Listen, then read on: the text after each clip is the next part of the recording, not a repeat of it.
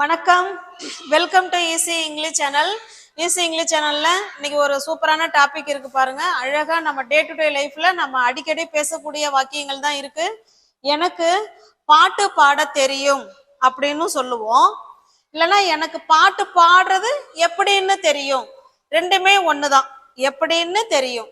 அடுத்த சென்டென்ஸ் பாருங்க, எனக்கு கார் எப்படி ஓட்டுறதுன்னு தெரியும், எனக்கு அந்த பிரச்சனையை எப்படி தீர்க்கறதுன்னு தெரியும். இப்படிலாம் நம்ம பேசுவோம் இல்லைங்களா. அவனுக்கு மற்றவர்களை எப்படி நடத்துவதுன்னு தெரியும். இந்த மாதிரி அந்த தெரியும் தெரியும் இந்த நூ நூ வச்சு பேசுறது எப்படின்னு தான் நம்ம இந்த வீடியோல பார்க்க போறோம். இப்ப பாருங்க, எனக்கு பாட்டு பாட தெரியும் இப்படியும் சொல்லலாம், இல்ல எனக்கு பாட்டு பாடுறது எப்படின்னு தெரியும். ரெண்டுமே ஒண்ணுதான். இப்ப பாருங்க, எனக்கு அப்படின்னா நீங்க ஐ போடணும். ஐக்கு ரெண்டு அர்த்தம் இருக்கு. ஐங்கிறது நான்ங்கிற அர்த்தமும் உண்டு, மீங்கிற அர்த்தமும் உண்டு. அதை நான் உங்களுக்கு இப்ப சொல்றேன், இந்த சென்டென்ஸ் முடிச்சுட்டு சொல்றேன். ஐனா எனக்கு, எனக்கு தெரியும். என்ன தெரியும்? I know. ஐ நோன்னா எனக்கு தெரியும். என்ன தெரியும்? பாட்டு, பாட்டு பாடுறது எப்படி. எப்படிக்கு என்னங்க இங்கிலீஷ்ல ஹவு. ஹவுக்கு பக்கத்துல டு சேர்க்கிறோம். I know how to. எப்படின்னு எனக்கு தெரியும். என்னது? பாட்டு பாடுறது. How to sing the song. அவ்வளவுதாங்க. I know how to sing the song. பாட்டு பாடுறது எப்படின்னு எனக்கு தெரியும். ஹவு டு அப்படின்னா எப்படின்னு எனக்கு தெரியும் அப்படின்னு அர்த்தம். ஓகேங்களா? இப்ப நல்ல சென்டென்ஸை பாருங்க. எனக்கு பாட்டு பாட தெரியும், எனக்கு பாட்டு பாடுவது எப்படின்னு தெரியும் அப்படின்னா ரெண்டுமே ஒண்ணுதான். ஐ know how to sing the song. ஓகேங்களா? இப்போ நான் உங்களுக்கு இதை நான் எரேஸ் பண்ணிடுறேன். இப்ப பாருங்களேன், ஐ லைக் ஆப்பிள்ஸ். இந்த இடத்துல என்ன அர்த்தம்? நான் ஆப்பிள் பிடிக்கும் அப்படின்னா சொல்லுவோம், எனக்கு, எனக்கு ஆப்பிள் பிடிக்கும்னு சொல்றோம். எனக்கு ஆப்பிள் பிடிக்கும். அப்ப இந்த சென்டென்ஸ்ல ஐங்கிறதுக்கு என்ன அர்த்தம் வந்திருக்கு? எனக்கு அப்படிங்கிற அர்த்தம் வந்திருக்கு. இப்ப அடுத்த ஒரு சென்டென்ஸ் எழுதுறேன் பாருங்க. ஐ கோ டு ஸ்கூல். இதை ஏன் நான் உங்களுக்கு சொல்றேன் அப்படின்னா, இந்த ஐங்கிற வார்த்தைக்கு எனக்குங்கிற அர்த்தமும் இருக்கு. இப்ப இங்க பாருங்க, ஐ கோ டு ஸ்கூல். எனக்கு ஸ்கூலுக்கு போறேன்னு சொல்லுவோமா? நான் ஸ்கூலுக்கு போறேன், நான் ஸ்கூலுக்கு போறேன். அப்ப அந்த சென்டென்ஸுக்கு ஏத்த மாதிரி ஐங்கிறதுக்கு எனக்குங்கிற மீனிங்கும் வரும், நானுங்கிற மீனிங்கும் வரும். ஓகேங்களா? இது உங்களுக்கு தெரிஞ்சுக்கணுங்கிறதுக்காக தான் இந்த சென்டென்ஸை நான் கொடுத்துருக்கேன், பார்த்துக்கோங்க. நெக்ஸ்ட் பாருங்க, எனக்கு கார் எப்படி ஓட்டுறதுன்னு தெரியும், எனக்கு பிரச்சனையை எப்படி தீர்க்கறதுன்னு தெரியும் அப்படின்னு சொல்லியிருக்கோம். இதுல பாருங்க, நான் இந்த இடத்துல எழுதுறேன், எனக்கு ஐ தெரியும், ஐ நோ. ஐ நோ எனக்கு தெரியும். என்ன தெரியும்? கார் ஓட்டுறது எப்படின்னு. I know how to drive, drive the car. Car எப்படி ஓட்டுறதுன்னு எனக்கு தெரியும் அப்படின்னு சொல்லிருக்கோம். I know how to drive the car. டிரைவ்னா ஓட்டுறது. ஓகேங்களா? இதுதான் வேர்ப். இந்த இடத்துல வேர்ப் 1. நெக்ஸ்ட் பாருங்க, எனக்கு பிரச்சனையை எப்படி தீர்க்கறதுன்னு தெரியும். எனக்கு அந்த பிரச்சனையை எப்படி தீர்க்கறதுன்னு தெரியும். இத பாருங்க, ஐ நோ. ஐ நோ எனக்கு தெரியும். என்ன தெரியும்? ஹவு டு, ஹவு டு பிரச்சனையை தீர்ப்பது. சால்வ், சால்வ் த பிரச்சனைக்கு என்னங்க இங்கிலீஷ்ல? Problem.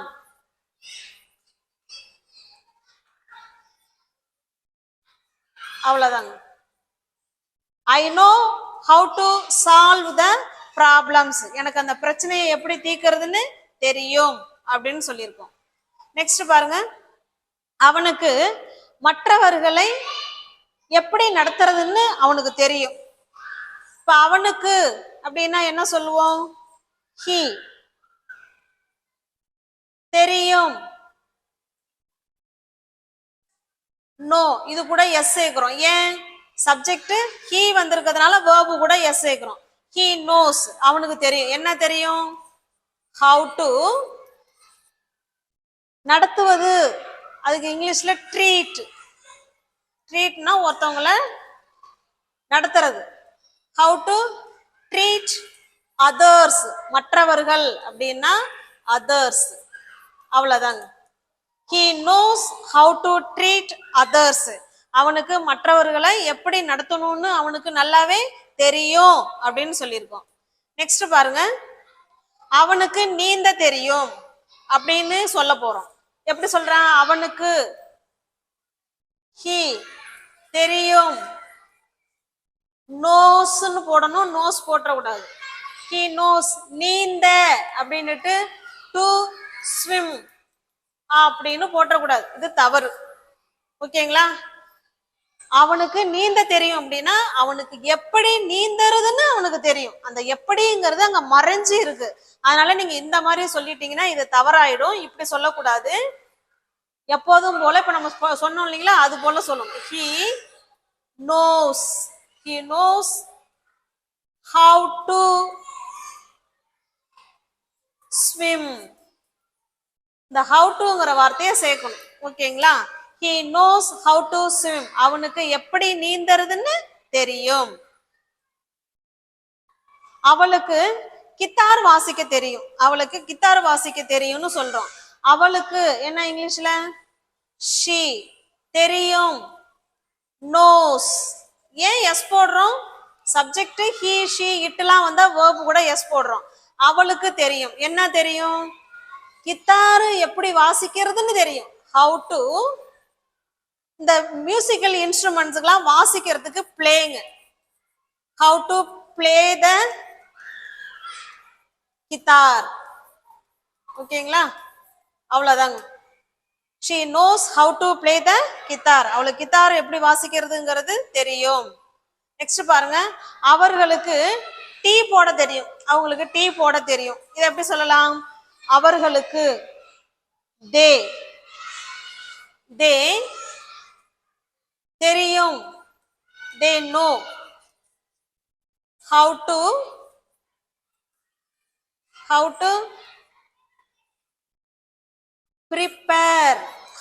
prepare the tea.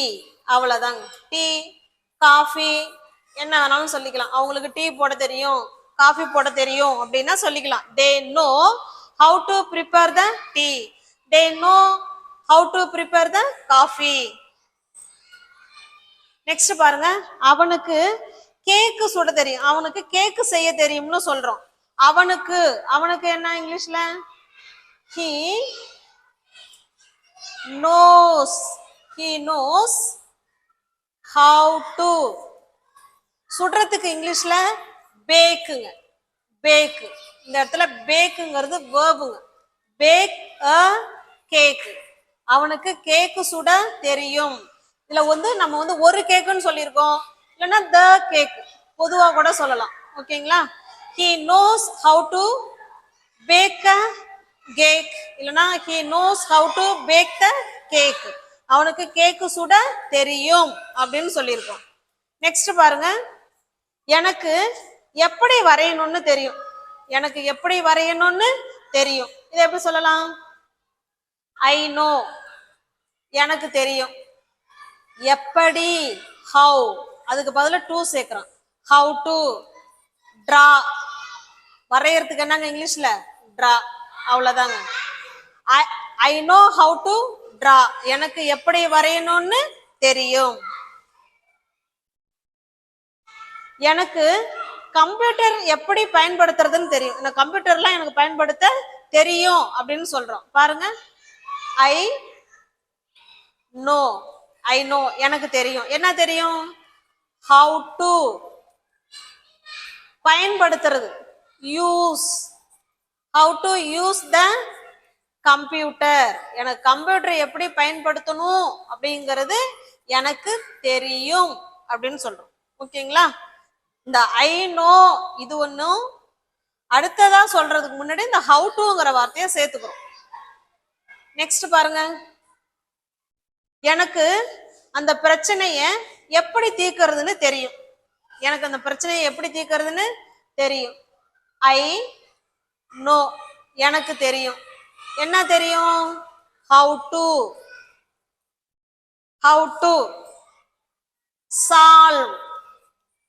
Solve the problem. ஓகேங்களா? எனக்கு அந்த பிரச்சனையை எப்படி தீர்க்கிறதுன்னு தெரியும். ஐ know how to solve the problem. எனக்கு எப்படி போகணும்னு எனக்கு தெரியும். உன் வேலையை பாரு, எனக்கு எப்படி போகணும்னு தெரியும். நம்ம சொல்லுவோம் இல்லைங்களா? இதை எப்படி சொல்லலாம்? எனக்கு ஐ நோ, எனக்கு தெரியும். ஹவு டு கோ, அவ்வளவுதாங்க. எனக்கு எப்படி போகணும்னு தெரியும். இதே பாருங்க, ஐ நோ ஹவு டு குக், எனக்கு எப்படி சமைக்கணும்னு தெரியும். நீ என்ன சொல்லலாம்? ஐ நோ ஹவு டு ரைட், எனக்கு எப்படி எழுதணும்னு தெரியும். நீ என்ன சொல்லலாம்? ஐ நோ ஹவு டு ரீட், எனக்கு எப்படி படிக்கணுங்கிறது எனக்கு தெரியும். இந்த மாதிரி நம்ம நிறைய சென்டென்ஸ் அன்றாட லைஃப்ல பேசக்கூடிய வார்த்தைகளை இந்த மாதிரி ஸ்ட்ரக்சர் பயன்படுத்தி பேசலாம். ஓகேங்களா? நெக்ஸ்ட் பாருங்க, அவளுக்கு சமைக்க தெரியும். அவளுக்கு she knows-னு போடணுங்க. No போட்டுறவாதீங்க. she knows how to cook, எப்படி சமைக்கணும்னு தெரியும். இதே எனக்கு சமைக்க தெரியும் அப்படின்னா I know